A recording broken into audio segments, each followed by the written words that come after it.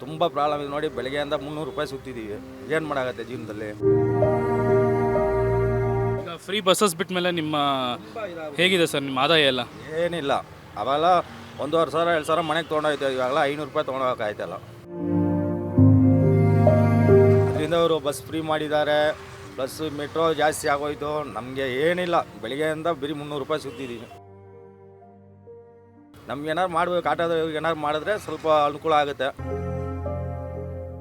ಈಗ ಮಾರ್ಚ್ 7ನೇ ತಾರೀಕು ಬಜೆಟ್ ಮಂಡನೆ ಮಾಡ್ತಾ ಇದ್ದಾರೆ ಸಿದ್ದರಾಮಯ್ಯ ಅವರು. ಅದ್ರ ಬಗ್ಗೆ ನಿಮ್ಮ ನಿರೀಕ್ಷೆ ಮತ್ತು ಅಭಿಪ್ರಾಯ ಏನು ಸರ್?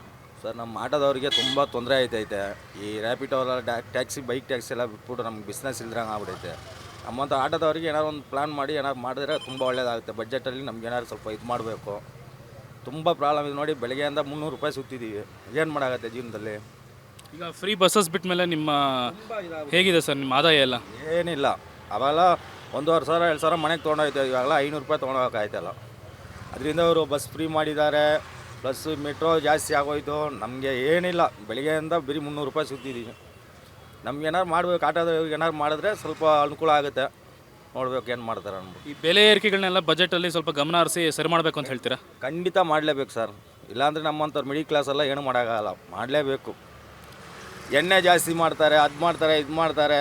ನಮ್ಮ ತಿನ್ನೋ ಪದಾರ್ಥನ ಕಮ್ಮಿ ಮಾಡಿದ್ರೆ ಪರವಾಗಿಲ್ಲ, ಅದನ್ನೇ ಕಮ್ಮಿ ಮಾಡಲ್ಲ ಅಂತಾರೆ. ಏನು ಮಾಡೋದು? ನಮ್ಮಂಥ ಆಟೋದ ಮಿಡಿಲ್ ಕ್ಲಾಸ್ ಲೈಫ್ ಅವರೆಲ್ಲ ಹಿಂಗೆ ಇರೋದು ಸರ್. ಯಾವಾಗಲೂ ಹಿಂಗೆ ಎದ್ಬಿಟ್ಟೆ ಹೋಗಬೇಕು. ಅವ್ರಿಗೆ ನಮ್ಮಂಥವ್ರಿಗೆ ಏನಾರು ಮಾಡಬೇಕು. ಬಜೆಟಲ್ಲಿ ಮೈನ್ ನಮ್ಗೆ ಏನಾರು ಮಾಡಬೇಕು ಅವರು. ಈಗ ಬಜೆಟ್ ಮಂಡನೆ ನಡೀತಾ ಇದೆ ಮಾರ್ಚ್ 7ನೇ ತಾರೀಕು. ಅದ್ರ ಬಗ್ಗೆ ನಿಮ್ಮ ನಿರೀಕ್ಷೆಗಳು ಎಲ್ಲ ಅವ್ರು ಮಾಡ್ಕೊತಾರೋ ಹೊರತು ಪಬ್ಲಿಕ್ಗೆ ಯಾರೂ ಯೋಚನೆ ಮಾಡ್ತಾಯಿಲ್ಲ. ಈಗ ಮೆಟ್ರೋನ ಜಾಸ್ತಿ ಮಾಡಿದ್ರೆ ಈಗಾಗಲೇ ಮತ್ತೆ ಮೆಟ್ರೋದಲ್ಲಿ ಹೋಗೋ ಹುಡುಗಿಯರು ಕೂಡ ಎಲ್ಲ ಆಲೇ ಬಸ್ಸಲ್ಲೂ ಹೋಯ್ತವ್ರೆ.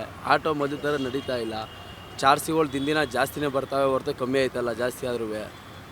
ಈ ಫ್ರೀ ಬಸ್ ಬಿಟ್ಟಿರೋದು ನಿಮ್ಗೆ ಏನಾದ್ರು ತೊಂದರೆ ಆಗ್ತಾಯಿದೆಯಾ? ತೊಂದರೆ ಏನಲ್ಲ, ಫುಲ್ ತೊಂದರೆನೇ ಆಗಿದೆ. ಮೊದಲಾದರೆ 3 ಜನ ಇದ್ದರೆ 4 ಜನ ಇದ್ದರೆ ಆಟೋ ಮಾಡ್ಕೊಂಡು ಹೋಗೋರು, 1.5 ಕೊಟ್ಟು ಹೋಗೋರು. ಈಗೆಲ್ಲ ಫ್ರೀ ಬಸ್ ಅಲ್ವಾ, ಎಲ್ಲ ಅವರವರೇ ಫ್ರೀಯಾಗಿ ಹೋಗ್ತಾವ್ರೆ. ಅದೇ ಈ ಬಜೆಟಲ್ಲಿ ನೀವು ನಿಮ್ಮ ಆಟೋ ಚಾಲಕರ ಬಗ್ಗೆ ಗಮನ ಕೊಡಬೇಕು ಅಂತ ಹೇಳ್ತೀರಾ? ಹಾಂ, ಗಮನ ಕೊಟ್ಟರೆ ಒಳ್ಳೇದು. ಆಲ್ಮೋಸ್ಟ್ ಈ ಫ್ರೀ ಅನ್ನೋದೇ ಫಸ್ಟ್ ಕ್ಯಾನ್ಸಲ್ ಮಾಡಬೇಕು. ಅದನ್ನ ಬದಲು ಬೇರೆ ಥರ ಏನಾರು ಮಾಡಲಿ. ಸರ್, ಈಗ 7ನೇ ತಾರೀಕು ಬಜೆಟ್ ಮಂಡನೆ ಇದೆ. ಅದ್ರ ಬಗ್ಗೆ ನಿಮ್ಮ ನಿರೀಕ್ಷೆಗಳು ಮತ್ತು ಏನು ಅಪೇಕ್ಷೆ ಇಟ್ಕೊಂಡಿದ್ದೀರಿ ಸರ್? ನಮಗೇನು ಸರ್, ನಮಗೆ ಬೇಕಾಗಿರೋದೇನು, ಆಟೋದವ್ರಿಗೆ ಬಾಡಿಗೆ ಬೇಕು. ಮತ್ತು ಏನಪ್ಪ ಅಂದರೆ ಇದು ಈ ಓಲಾ ಊಬರ್ ಐತಲ್ಲ, ಅದು ರದ್ದು ಮಾಡಿಸ್ಬೇಕು. ಏನಕ್ಕೆ ಸರ್? ಅದು ಏನು ತೊಂದರೆ ಆಗ್ತದೆ ನಿಮ್ಗೆ ಅದರಿಂದ? ಏನು ಯಾರು ಅಂದರೆ ಅವರು ಇದು ಮಾಡ್ತಾರೆ.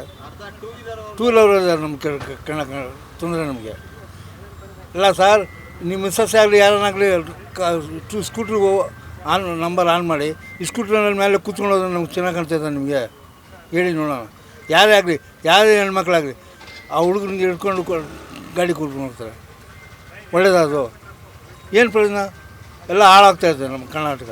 ಬಜೆಟ್ಗಿಂತ first of all 2 wheeler Rapido stop ಆಗಬೇಕು. ಅದೊಂದಿದೆ ನಿರೀಕ್ಷೆಗಳು. ಅಂದರೆ ನಿಮ್ಮ ಬಜೆಟಲ್ಲಿ ನಿಮಗೆ ಆಟೋದವ್ರಿಗೆ ಯಾವ ಥರ ಅನುಕೂಲ ಮಾಡ್ಕೊಳ್ಬೇಕು ಅಂತ ನೀವು ಹೇಳ್ತೀರಾ? ಆಟೋದವ್ರಿಗೆ ಫಸ್ಟು ರ್ಯಾಪಿಡೋ 2 ವೀಲರ್ ಕ್ಯಾನ್ಸಲ್ ಮಾಡಬೇಕು. ಇವಾಗ ಎಷ್ಟು ಗಾಡಿಗಳು ನಿಂತಿದೆ ನೋಡಿ, ಫಸ್ಟು ಅವ್ರಿಗೆಲ್ಲ ಅನುಕೂಲ ಮಾಡಿಕೊಡ್ಬೇಕಷ್ಟೇ.